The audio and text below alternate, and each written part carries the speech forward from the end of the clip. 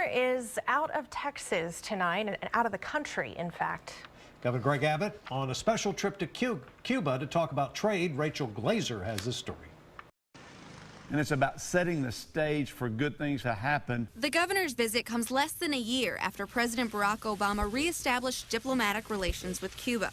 It's perhaps one of the only issues the two agree on. There are economic opportunities in Cuba. I think what Cuba needs is a good dose of capitalism. Todd Staples led a delegation in Cuba in 2008, back when he was the state's commissioner of agriculture. Anything that is done with Cuba will certainly help agriculture. It'll be a big boost to our ports, our financial centers. According to a new report from Texas A&M University, Texas could see a total economic impact of $43 billion from increased trade with Cuba. It's better to do it now and make that connection. At the University of Texas, Professor Jonathan Brown says he believes Texas would benefit more from a trade partnership than Cuba would. Cuba cannot feed itself. Therefore, it has to import its foodstuffs. Only Congress can lift the trade embargo, which was enacted in 1960. Until legislation is passed to end the so-called boycott, the U.S. cannot import anything from Cuba and can only export pharmaceuticals and food. But Staples says the goal of this trip is for Texas to get into the right position, ready for things to change. We know what can be accomplished with free market economics. The United States has a great story to tell. Texas is a leader, and Governor Abbott can help deliver that message.